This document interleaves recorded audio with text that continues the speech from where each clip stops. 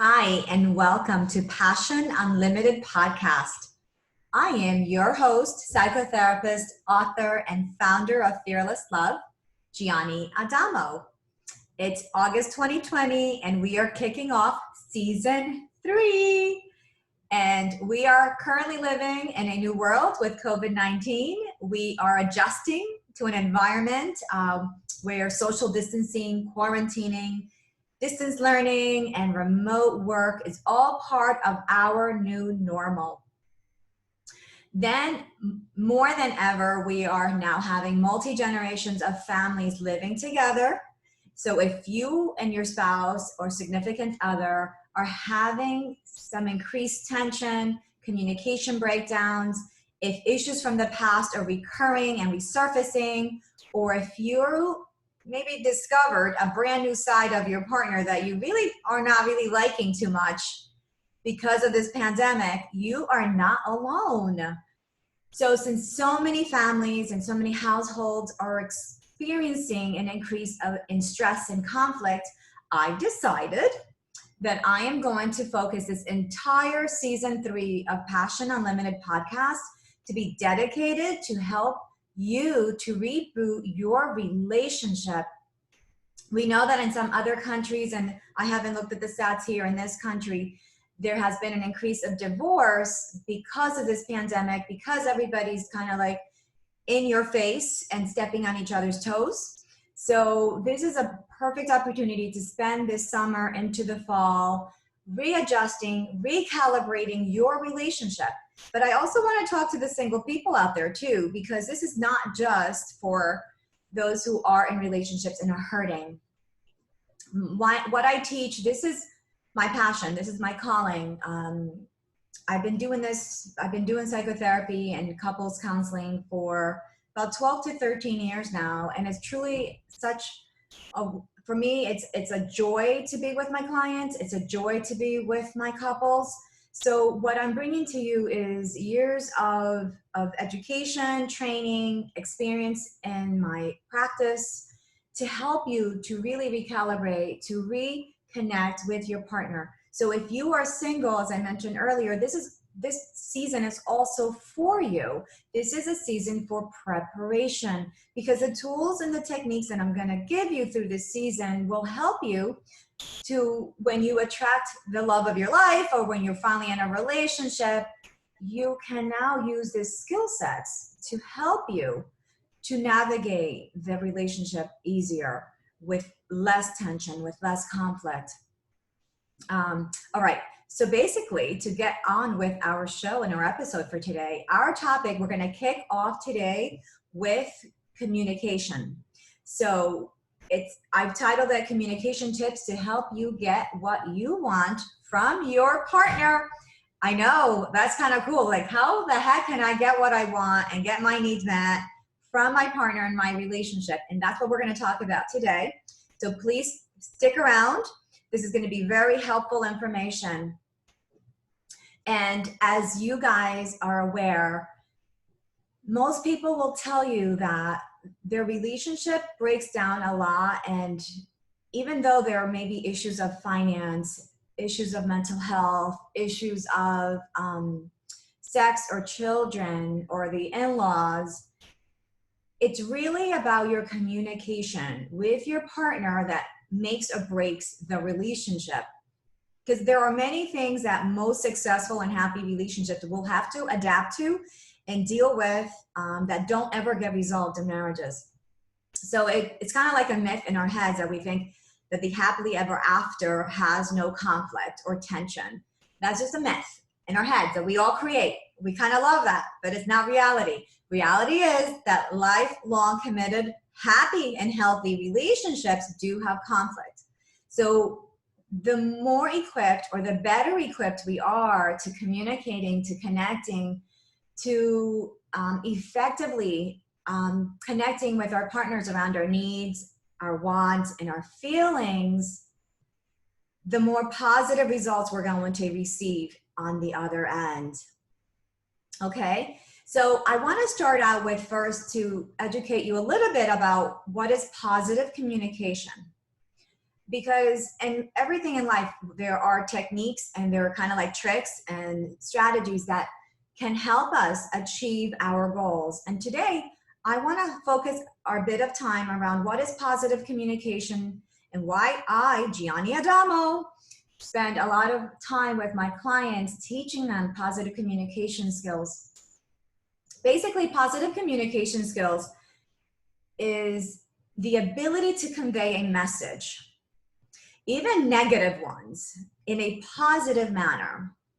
It's learning, and learning this skill will greatly impact your personal relationship as well as your career. So when you learn the skills of better communication skills, effective communication skills, positive communication skills, not only do you use this in your life, in your home front, and in your intimate life, you can also use this in your business life, and you're going to see how much more effective you are. Okay.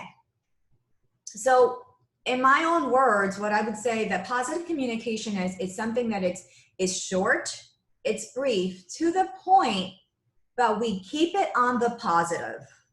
Okay, so no matter what you have to say, you say it short, you say it brief and to the point, very clear and direct, but we keep it on the positive, not emphasizing the negative. So we avoid using words such as cannot, will not, unable, woo, or the never word, which everybody tells us, don't use that word, never or always, because you'll always get stuck then going back and revisiting those things and eating your words.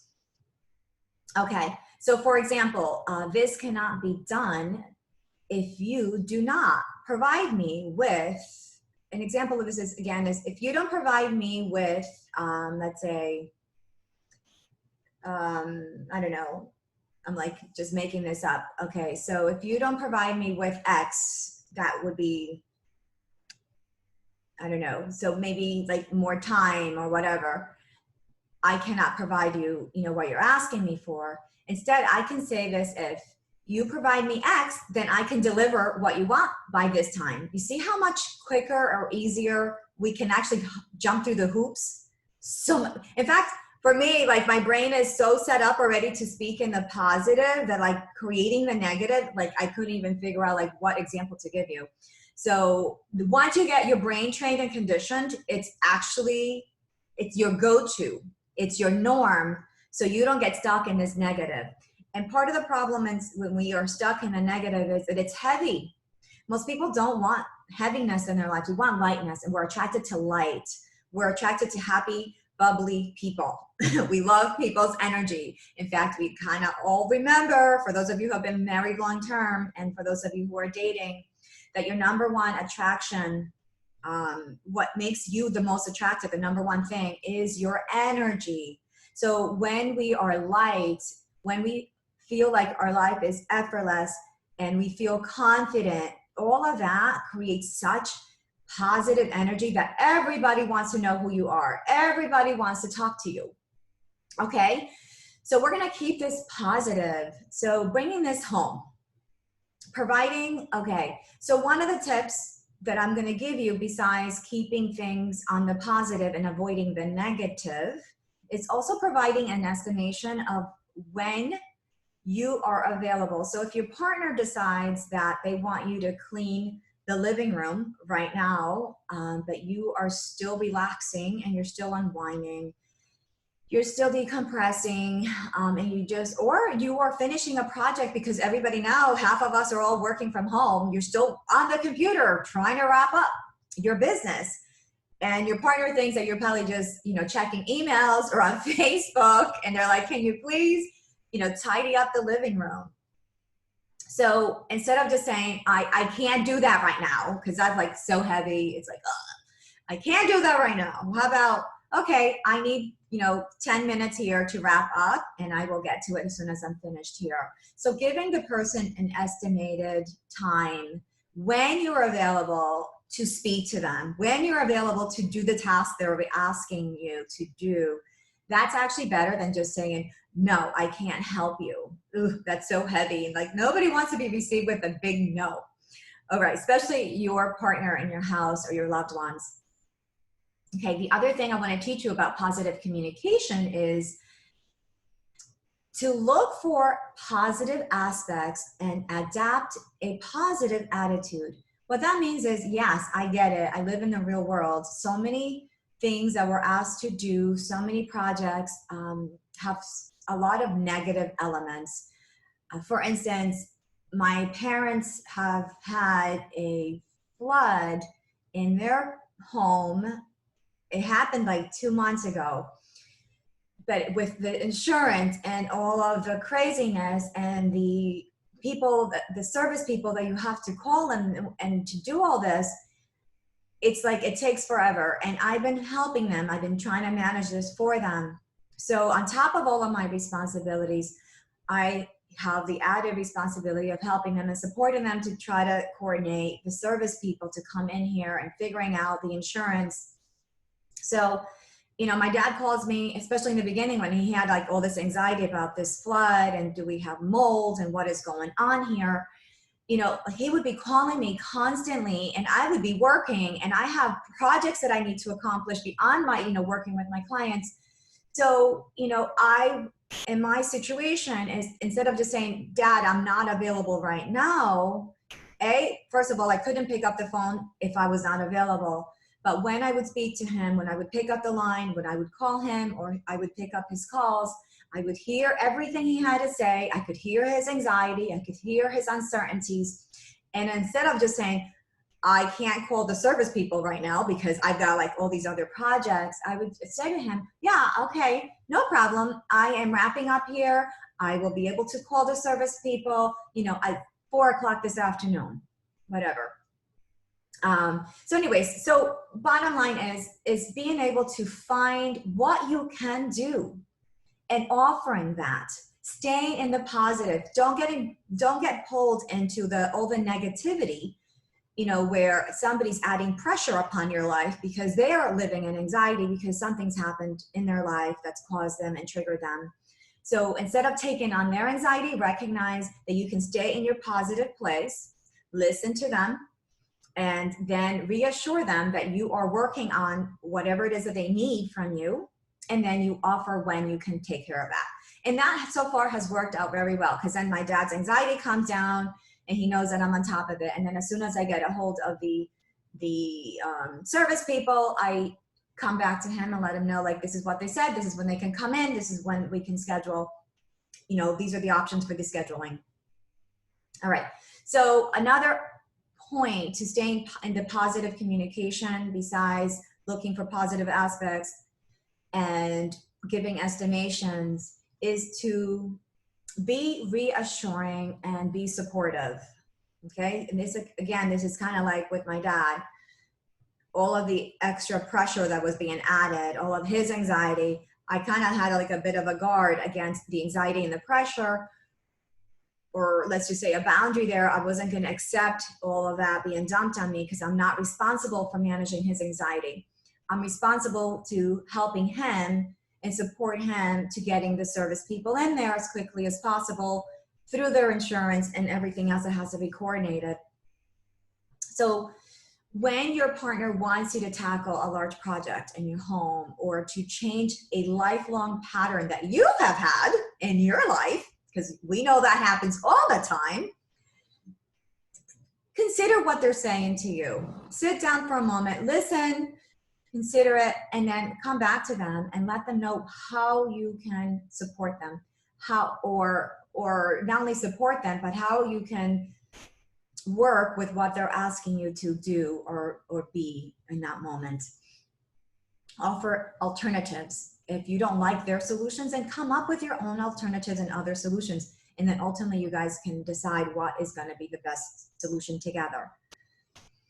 So one aspect of the positive communication is how well you listen.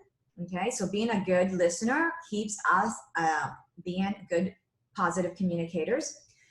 And the other aspect of being a good, effective communicator is being self-aware and understanding your feelings, your needs, your wants, your limitations, your boundaries. This is very important. So it's a two-part. being a good communicator has two parts. First, we're supportive and encouraging of the other person. We don't take on their load or their anxieties, but we try to be supportive and caring, and we try to be collaborative with them. But then on the other side of this coin is me, okay? What do I want? What do I need? What are my feelings? What are my limitations and what are my boundaries here? Where am I flexible? So all of these things you need to kind of consider. Okay, so here I want you to be responsible for yourself, okay? And be specific on the behaviors that you see and that you want more of, or behaviors that you need, or let's just say, let's bring it back to you guys in the home. So if you're telling your partner that you want them to be more responsible, okay? So you want them to be more responsible around the house because you need more support.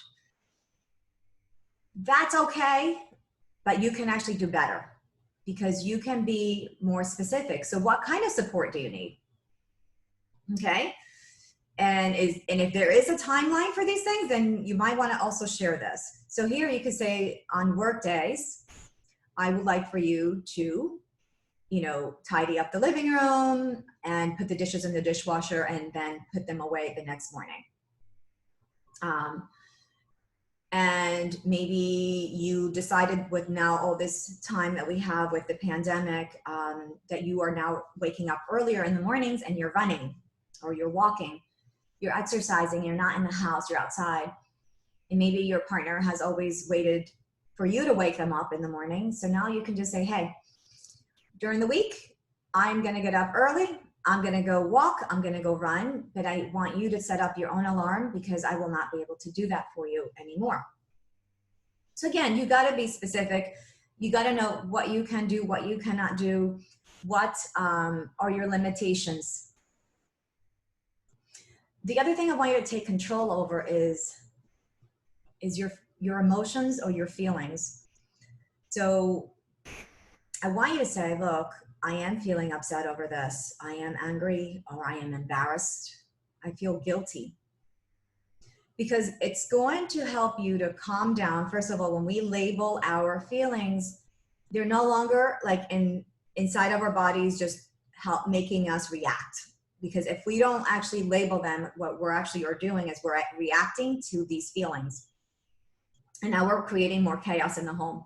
So you have, 2, 3 people or 4 reactors, and we kind of are, because innately we're picking up people's energy and we're reacting to people's energy. So I want you to be aware of your energy, your feelings, okay? And when you recognize that you're feeling angry or frustrated because, again, the house is a mess, the laundry is piling up, whatever it is, the school is not sure what they're doing, if they are going to be doing a hybrid with the school system where half the days are going to be at home learning from home, and the other half they're going back to the school. You can't plan your life. Life is chaotic.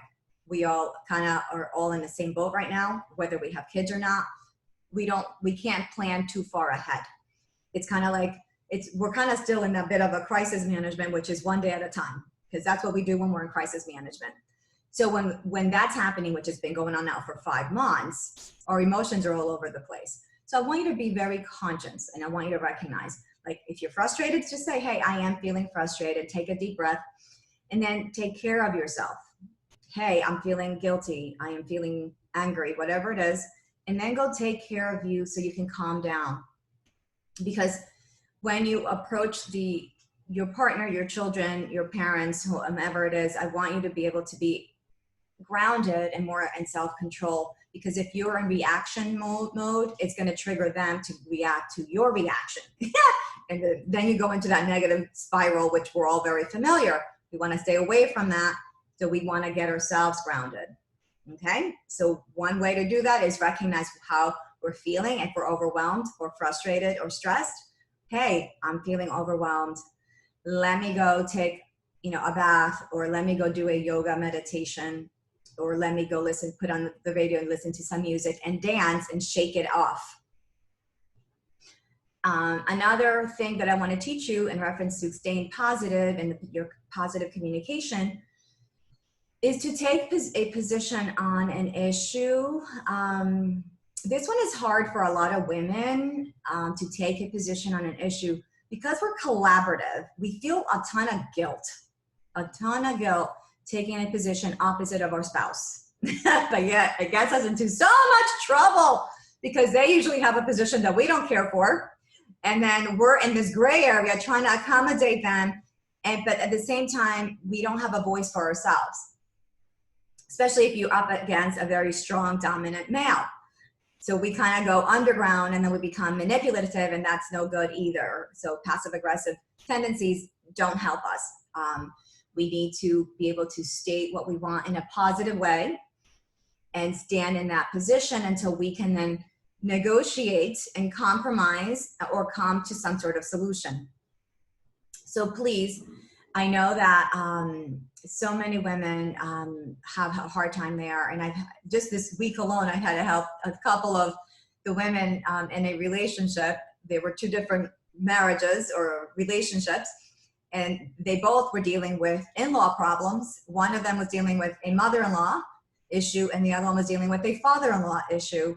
And both of them needed their voice and able to take a stand, and I had to give them permission. And when I gave them the permission to take a stand and take a position about how they felt about the in-law and what they really wanted with the in-law, then their partners were magically able to come alongside of them and support them and totally agree that they were right. Like, this is okay. They can feel this way and they can, react this way.